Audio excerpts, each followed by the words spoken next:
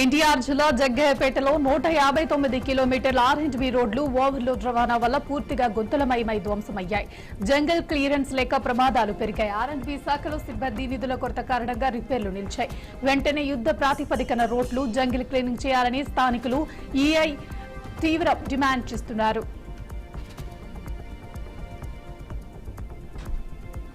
శ్రీ సత్యసాయి జిల్లా సోమందపల్లిలో బాలకృష్ణ భారీ ర్యాలీతో ఎన్టీఆర్ విగ్రహాన్ని ఆవిష్కరించారు. ఈ సందర్భంగా మంత్రి సవిత ఎన్టీఆర్ బాలకృష్ణ సేవలను కొనియాడగా ఎమ్మెల్యే ఎంఎస్ రాజు బాలకృష్ణను దూషించిన వారిని హెచ్చరించారు.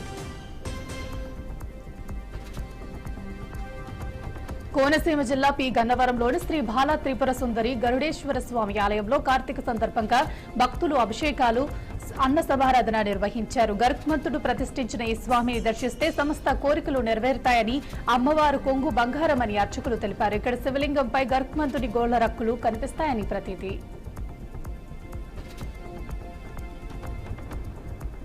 కర్నూలు జిల్లా పెదకాడబూరులో దాయాదుల మధ్య భూ తగాదా కారణంగా ఈరన్న సాగు చేస్తున్న 66 సెంట్ల మిరప పంటను ఉప్పర శివకుమారు ఉప్పర పూర్ణచంద్ర అనే దాయాదులు గడ్డి మందు కొట్టి నాశనం చేశారు. పాత భూ తగాదాల కక్షతో 15 అలాగే 2025న ఈ పని చేశారని బాధితుడు ఈరన్న ఆరోపించారు. దీనిపై ఆయన పెద్ద కడబూరు పోలీసులకు ఫిర్యాదు చేసి పంట నష్టం చేసిన వారిపై చట్టపరమైన చర్యలు తీసుకోవాలని కోరారు. నెల్లూరు జిల్లా అల్లూరు గ్రామం వద్ద కూలి పనుల నిమిత్తం కావలి మండలం బట్లదిండె గ్రామం నుండి అల్లూరుకు వెళ్తున్న కూలీల బొలెరో వాహనం బోల్తా పడింది. ఈ దుర్ఘటనలో బండ్ల ప్రసాద్, ఉప్పాల సీనయ్య అనే 2 వ్యక్తులు అక్కడికక్కడే మృతి చెందగా 6గురికి తీవ్ర గాయాలయ్యాయి. గాయపడిన వారిని వెంటనే అల్లూరు ప్రభుత్వ ఆసుపత్రికి తరలించారు. ఈ ఘటనపై పోలీసులు కేసు నమోదు చేసి దర్యాప్తు చేస్తున్నారు. కాకినాడ జిల్లా జగ్గంపేటలో 4 మండలాల పరిధిలో రాజకీయ నాయకుల అండదండలతో అక్రమార్కులు కొండలను తవ్వి యథేచ్ఛంగా మట్టి తవ్వకాలు చేపడుతున్నారు. మామూళ్ల మత్తులో ఉన్న అధికారులు చూసి చూడనట్లు వ్యవహరిస్తున్నారు. కాట్రావులపల్లిలో భారీగా మట్టి తరలింపు జరుగుతుండగా అధిక లోడు రవాణా వల్ల రోడ్లు దెబ్బతిని చిన్నారుల భద్రతకు ముప్పు వాటిల్లుతుందని ప్రజలు తీవ్ర ఆందోళన వ్యక్తం చెందుతున్నారు. పెద్దపల్లి జిల్లా రామగుండంలోని సంచలనం సృష్టించిన గట్టు వామనరావు దంపతుల హత్య కేసు దర్యాప్తులో భాగంగా మాజీ ఎమ్మెల్యే పుట్టమధు దంపతులు రామగుండం కమిషనరేట్లో సీబీఐ ఎదుట హాజరయ్యారు. పుట్టమధు 3 వాహనాల కాన్వాయ్తో విచారణకు వచ్చారు. ఈ కేసులో సీబీఐ బృందం హత్యకు దారితీస్తున్న పరిణామాలు, సంబంధిత వ్యక్తుల పాత్ర, కాలక్రమం వంటి దర్యాప్తు సంబంధిత అంశాలపై వారిని ప్రశ్నిస్తున్నట్లు సమాచారం.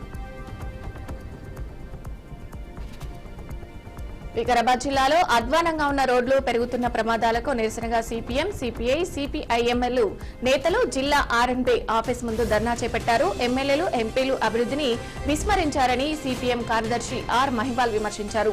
తక్షణమే రోడ్లు బాగు చేయాలని, లేదంటే ఎమ్మెల్యే ఇండ్లు ముట్టడిస్తామని కమ్యూనిస్టు నాయకులు తీవ్రంగా డిమాండ్ చేశారు.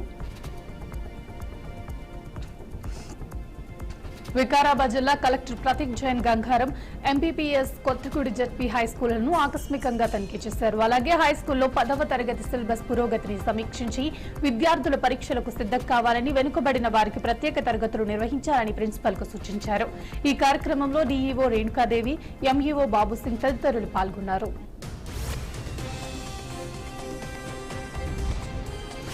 ఖమ్మం జిల్లా పెనుబల్లి మండలం టేకులపల్లిలోని మోడల్ స్కూల్ను తెలంగాణ జాగృతి అధ్యక్షురాలు కల్వకుంట్ల కవిత తన జాగృతి జనబాట కార్యక్రమంలో భాగంగా సందర్శించారు. హాస్టల్ భవనం పెచ్చులూడడం, ఇటీవల భోజనంలో బొద్దింకలు, పురుగులు వచ్చి విద్యార్థులు అస్వస్థతకు గురైన సమస్యల గురించి ఆమె విద్యార్థులను అడిగి వివరాలు తెలుసుకున్నారు. రంగారెడ్డి జిల్లా అత్తాపూర్ పోలీస్ స్టేషన్ పరిధిలోని శివరాంపల్లి మన్మోహన్ సింగ్ ఫ్లైఓవర్ పై నుండి దూకి ఎంజీ అజీం అనే వ్యక్తి ఆత్మహత్యకు పాల్పడ్డాడు. తీవ్ర గాయాలైన అజీం ను ఆసుపత్రికి తరలించగా వైద్యులు అప్పటికే మృతి చెందినట్లు ధృవీకరించారు. ఫలక్నుమా నివాసి అయిన అజీం మానసిక పరిస్థితి బాగాలేదని కుటుంబ సభ్యులు పోలీసులకు తెలిపారు. అత్తాపూర్ పోలీసులు కేసు నమోదు చేసి దర్యాప్తు చేస్తున్నారు.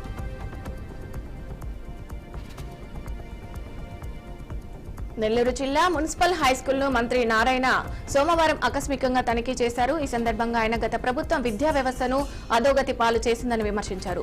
నగరంలోని అన్ని మున్సిపల్ హైస్కూళ్లకు నారాయణ విద్యా సంస్థల నుండి మెటీరియల్స్ అందించి వచ్చే విద్యా సంవత్సరానికి వాటిని పూర్తి స్థాయిలో సిద్ధం చేస్తామని మంత్రి నారాయణ ప్రకటించారు.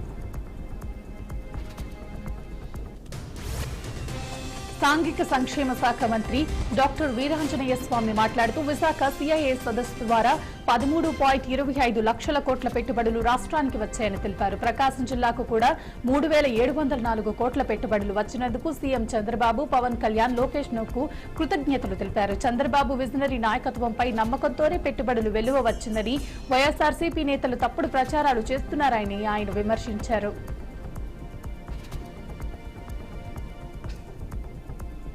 తిరుమల లడ్డు నెయ్యి కల్తీ కేసులో A24 నిందితుడు మాజీ టీడీపీ చైర్మన్ వైసీపీ సుబ్బారెడ్డి, మాజీ పిఏ చిన్న అయ్యప్పను సిట్ అధికారులు నెల్లూరు జైలు నుండి తిరుపతికి తీసుకొచ్చారు. వైద్య పరీక్షల అనంతరం అలిపిరిలోని సిట్ కార్యాలయంలో అతన్ని విచారిస్తున్నారు. గతంలో చిన్న అయ్యప్ప వెల్లడించిన కీలక అంశాల ఆధారంగానే అధికారులు విచారణ కొనసాగిస్తున్నట్లు సమాచారం. ఎన్టీఆర్ జిల్లా మైలవరం పోరాట నగర్ కు చెందిన ఆంగోతు జయ తన భూమిని భర్త కుటుంబ సభ్యులు, గ్రామ పెద్దలు ఆక్రమించడాన్ని అడ్డుకోగా తనపై కారం చెల్లి కర్రలతో దాడి చేశారని ఆరోపించారు. 5 ఏళ్లుగా ఫిర్యాదు చేసిన న్యాయం జరగకపోగా ఆక్రమదారులు తమపై అక్రమ కేసులు పెట్టించారని ఆమె ఆవేదన వ్యక్తం చేశారు. తక్షణమే న్యాయం చేయాలని, లేదంటే ఇంటిల్లిపాది ఆత్మహత్య శరణ్యమని జయ హెచ్చరించారు.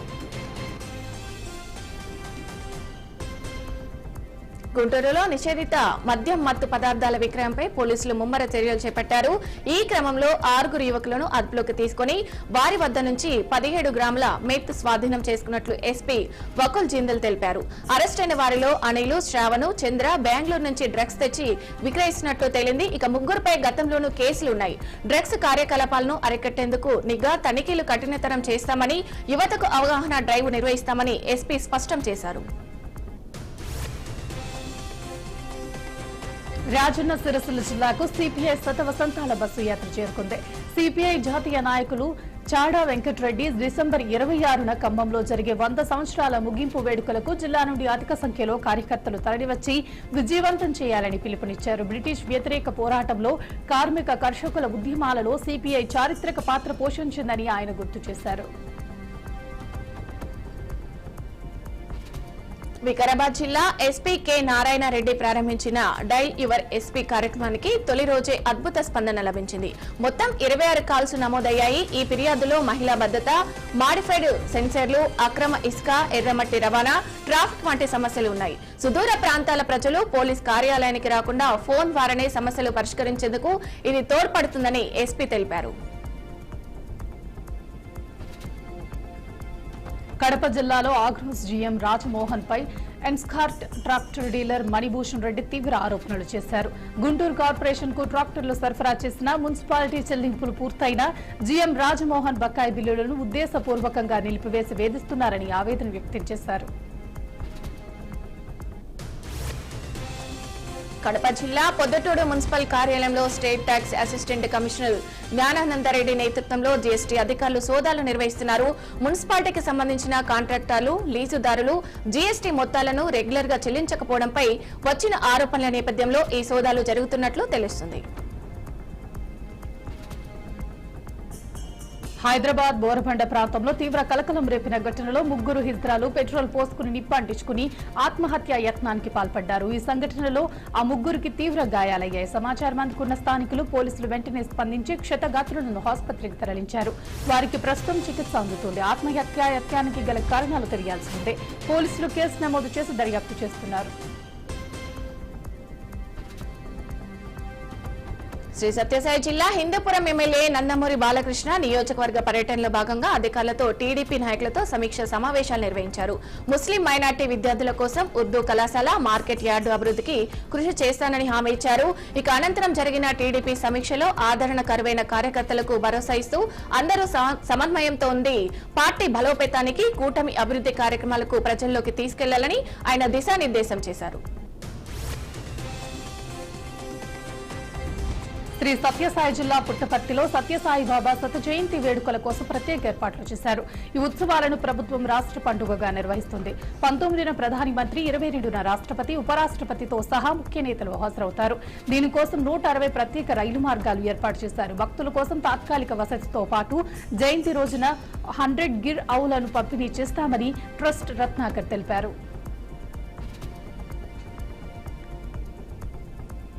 సత్యసాయిబాబా 100వ జయంతి సందర్భంగా శ్రీ సత్యసాయి జిల్లా పుట్టపర్తి ప్రశాంతి నిలయం భక్తుల రద్దీతో కిటకిటలాడింది. మహాసమాధిని ప్రత్యేక పూలతో అలంకరించారు. వేలాది మంది భక్తులు తరలివచ్చి సత్యసాయిబాబాను దర్శించుకున్నారు. సూర్యాపేట జిల్లా భూత మండలం దారుణం చోటు చేసుకుంది. సిరికొండ గ్రామంలో భార్య పద్మను భర్త వెంకన్న గౌడ్ రోకలి బండతో కొట్టి చంపాడు. ఈ ఘటన స్థానికంగా కలకలం రేపింది. అనంతరం నిందితుడు వెంకన్న గౌడ్ పోలీసుల దగ్గరకు వెళ్లి లొంగిపోయాడు.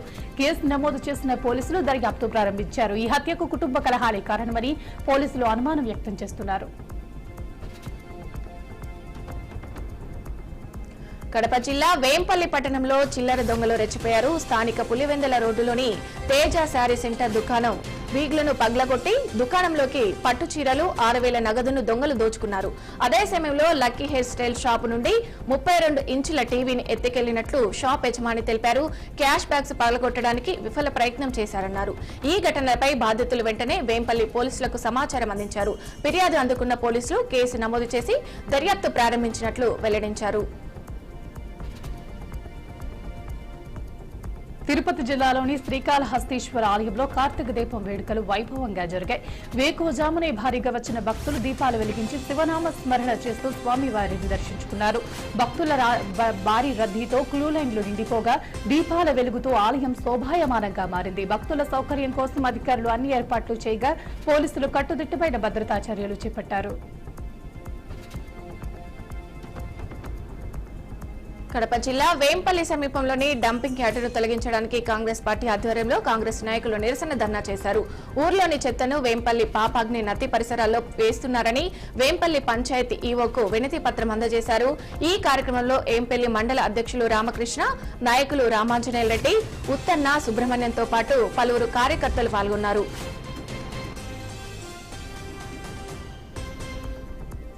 చిత్తూరు జిల్లా కుప్పం మండలంలోని గుడిపల్లి పరిధిలోని ఓఎన్ కొత్తూరు డ్యాంలో ఓ యువకుడి మృతదేహం కలకలం సృష్టించింది. గ్రామస్తులు ఉదయాన్నే నీటిలో తేలియాడుతున్న శవాన్ని గుర్తించారు. మృతుడి పేరు గోకుల్ శేఖర్. హొసూర్కు చెందిన వయసు సుమారు 27 ఏళ్లు ఉండగా శరీరంపై గాయాల ముద్రలు కనిపించడం స్థానికులు అంచనాల ప్రకారం హత్య చేసి డ్యాంలో పడేసి ఉండొచ్చని అనుమానం వ్యక్తం చేస్తున్నారు. సమాచారం అందుకున్న పోలీసులు కేసు నమోదు చేసి ఘటనా స్థలానికి చేరుకుని దర్యాప్తు ప్రారంభించారు. గుంటూరు హిందూపురం వైఎస్ఆర్ కాంగ్రెస్ పార్టీ కార్యాలయంపై టీడీపీ దాడిని ఖండిస్తూ వైసీపీ శ్రేణులు డాక్టర్ బిఆర్ అంబేద్కర్ విగ్రహం వద్ద నల్ల జెండాలతో నిరసన చేపట్టారు. వారు కూటమి ప్రభుత్వం తమ నాయకులపై నిష్పాయోజన కేసులు పెట్టిందని, కొంతమంది పోలీసులు ప్రభుత్వానికి ఒప్పకట్లుగా వ్యవహరిస్తున్నారని ఆరోపించారు. వైసీపీ నేతలు ఎల్లకాలం ఒకే ప్రభుత్వం అధికారంలో ఉండదని, తమ ప్రభుత్వం అధికారంలోకి వచ్చిన తర్వాత తగిన మూల్యం చెల్లించుకోవాలని హెచ్చరించారు. మాజీ సర్పంచ్ నుంచి తనను కాపాడండి బాబోయ్ అని ఓ యువకుడు ఏకంగా సెల్ టవర్ ఎక్కాడు. గ్రామ పెద్ద మనుషులు నరకం చూపిస్తున్నారని మహబూబాబాద్ జిల్లా భూపతిపేట గ్రామంలో ధరంసోత్ రవికుమార్ అని యువకుడు వాపోయాడు. తన ఇంటికి బాట లేకుండా చేసి చిత్రహింసల గురికి చేస్తున్నారని బాధితుడు ఆరోపించాడు. తన ఇంటి చుట్టూ కంచె వేసి బాట లేకుండా చేశారని ఆవేదన వ్యక్తం చేశాడు. పోలీస్ స్టేషన్ల చుట్టూ తిరిగినా ఫలితం లేదని తెలిపాడు. ఎక్కడికి వెళ్లినా తనకు న్యాయం జరగటం లేదని సెల్ టవర్ ఎక్కి బాధితుడు ఆందోళన చేపట్టాడు. సిద్దిపేటలో ఎంపీ రఘునందన్ రావు వికసిత భారత్ 2047 లక్ష్య సాధనకు యువత ఏకత్వంలో పనిచేయాలని పిలుపునిచ్చారు. సర్దార్ వల్లభాయ్ పటేల్ 565 ప్రాంతాలను విలీనం చేసి భారతదేశంలో నిజమైన ఏకత్వాన్ని సృష్టించినట్లు గుర్తు చేశారు. ప్రభుత్వ జూనియర్ కాలేజీ నుంచి డిగ్రీ కాలేజీ వరకు నిర్వహించిన ఏక్తా ర్యాలీలో విద్యార్థులు శాంతి భద్రత కోసం ప్రతిజ్ఞ చేయాలని ఎంపీ కోరారు. నంద్యాల జిల్లా బనకానపల్లి మండలం గుండం మల్లికార్జున ఆలయంలో శివనామ స్మరణతో ఘనంగా కార్తీక వారోత్సవాలు నిర్వహించారు. ప్రసాద్ స్వామి ఆధ్వర్యంలో జరిగిన ఈ వారోత్సవంలో భక్తులు తమ కోరికలు తీర్చుకోవాలని ఆలయాన్ని సందర్శించారు. నంద్యాల జిల్లాతో పాటు కర్ణాటక రాష్ట్రం నుండి పెద్ద సంఖ్యలో భక్తులు హాజరై పలు సంస్కృతి కార్యక్రమాలు, ఎద్దుల పందాలు ఆస్వాదించారు. భక్తుల సౌకర్యార్థం మంచినీటి, భోజన సదుపాయాలు కూడా ఏర్పాటు చేశారు.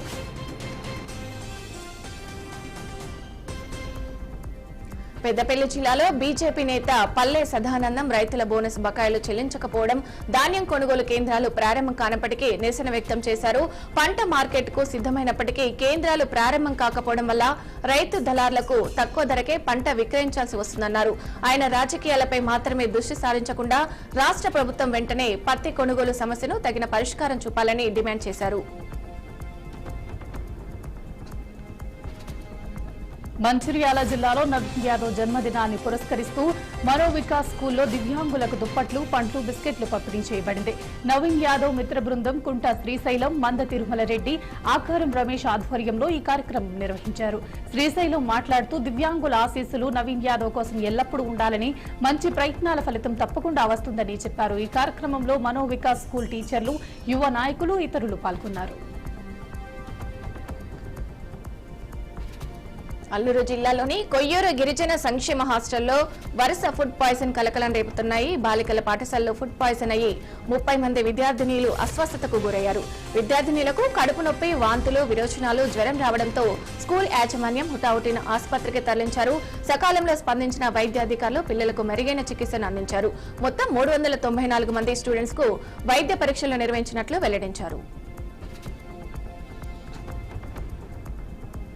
నంద్యాలలో పత్తి కొనుగోలు కేంద్రాన్ని మంత్రి ఎన్ఎండి ఫరూక్ ప్రారంభించారు. రాష్ట్ర ప్రభుత్వం రైతుల సంక్షేమం కోసం పత్తి రైతులకు సరైన మద్దతు ధర కల్పించేందుకు పత్తి కొనుగోలు కేంద్రాలను ప్రారంభిస్తున్నట్లు ఫరూక్ తెలిపారు.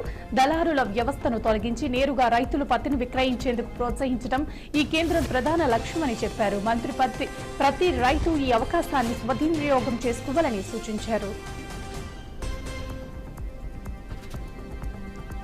భద్రాద్రి కొత్తగూడెం జిల్లా అశ్వారావుపేట మున్సిపాలిటీలో ప్రభుత్వ భూములపై అనధికార ఆక్రమణలను తొలగించింది. మున్సిపాలిటీ పరిధిలో 2 ప్రాంతాల్లో 150 కుటుంబాలు 3 ఏళ్లుగా నివాసం ఏర్పాటు చేసి ఉండడం పోలీసులు, రెవెన్యూ, మున్సిపల్ అధికారులు గుర్తించారు. ఈ నేపథ్యంలో అక్రమ నివాసాల తొలగింపు చర్యలు చేపట్టగా శాంతి భద్రతల కోసం కొన్ని సిపిఐ నేతలను ముందస్తుగా అరెస్ట్ చేశారు. అయితే కనీస సమాచారం లేకుండా ఇల్లు కూలుస్తున్నారని ముందుగా తెలియజేయడం జరిగితే ఇంట్లోని వస్తువులను బయటకు తీయగలిగేవారమని బాధితులు ఆవేదన వ్యక్తం చేశారు. ప్రకాశం జిల్లా మార్కాపురంలో కార్తీక మాసం సందర్భంగా కోటి దీపోత్సవ కార్యక్రమం నిర్వహించారు. కార్యక్రమంలో ఎమ్మెల్యే కందుల నారాయణ రెడ్డి పాల్గొన్నారు. ప్రాంత వ్యాప్తంగా కురిసిన వర్షాలు, మార్కాపురం చెరువు నిండిపోవటం ఇవి దేవుని కృపతోనే సాధ్యమైందని అన్నారు. వివిధ ప్రాంతాల నుంచి మహిళలు పెద్ద సంఖ్యలో కోటి దీపోత్సవంలో పాల్గొన్నారు.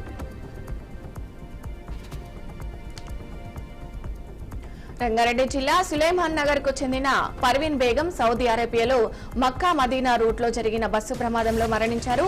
5 పిల్లలకు తల్లైన పర్వీనా బేగం తన బంధువులు, కుటుంబ సభ్యులతో హాజ్ యాత్రకు వెళ్లారు. ఈ ప్రమాదంలో బస్సు డీజిల్ ట్యాంకర్ తో ఢీకొనడంతో మంటలు చెలరేగి మొత్తం 42 మంది ఉమ్రా యాత్రికులు ప్రాణాలు కోల్పోయారు. ఈ ఘోర ఘటన స్థానికంగా పర్వీన్ బేగం కుటుంబంలో తీవ్ర విషాదాన్ని కలిగించింది. సౌదీ అరేబియాలో బస్సు ప్రమాదం దిగ్భ్రాంతికి గురిచేసిందని నాంపల్లి ఎమ్మెల్యే మసీద్ హుస్సేన్ అన్నారు. ఇప్పటికే కొంతమంది బాధితులను కలిశామని ఆమె తెలిపారు. సంబంధిత ట్రావెల్స్ నుంచి బాధిత కుటుంబాలకు సరైన సమాచారం ఇవ్వటం లేదని మండిపడ్డారు. అజరుద్దీన్ ఓవైసీ ఇండియన్ ఎంబసీ, సౌదీ ఎంబసీతో మాట్లాడుతున్నారని తెలిపారు. బాధిత కుటుంబాలను ఆదుకుంటామని, ప్రతి కుటుంబాన్ని స్వయంగా వెళ్లి కలుస్తామని ఎమ్మెల్యే వెల్లడించారు. భద్రాద్రి కొత్తగూడెం జిల్లా చాతకుంట గ్రామంలో ఎమ్మెల్యే కూనంనేని సాంబశివరావు వరి ధాన్యం కొనుగోలు కేంద్రాన్ని ప్రారంభించారు.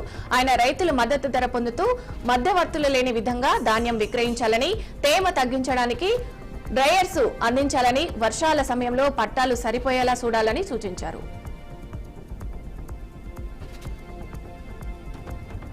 వికారాబాద్ జిల్లా మంబాపూర్ జేడీపీహెచ్ఎస్ పాఠశాలలో విద్యార్థిని శ్రీవాణి తరగతి గదిలో డిజిటల్ బోర్డు బ్యాటరీ వైర్ తగిలి కరెంట్ షాక్ గురైంది. సంఘటనను గమనించిన తోటి విద్యార్థులు ఉపాధ్యాయులకు తెలియజేశారు.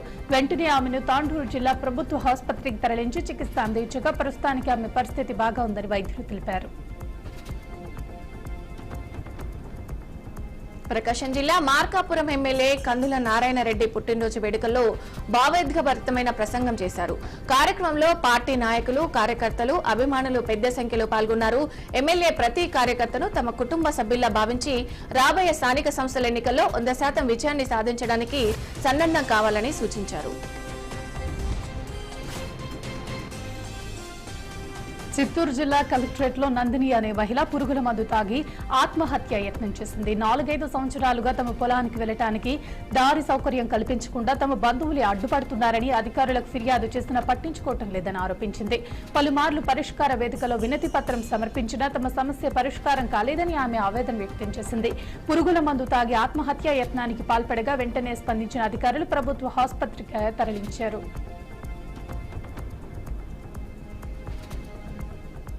జాగృతి జనంబాట కార్యక్రమంలో భాగంగా ఖమ్మం జిల్లాలో 2 రోజుల పాటు పర్యటించేందుకు ఎమ్మెల్సీ కవిత మధురకు చేరుకున్నారు. ఖమ్మం జిల్లాలోని 5 నియోజకవర్గాలలో పర్యటించి పెండింగ్ సమస్యలు వాటి పరిష్కారం కోసం రాష్ట్ర కేంద్ర ప్రభుత్వాలకు విన్నవిస్తామని కవిత అన్నారు. తెలంగాణ 1965 ఉద్యమం మధుర నుండే ప్రారంభమైందని, ఉద్యమంలో ఖమ్మం జిల్లా పాత్ర ప్రముఖమైందని తెలిపారు.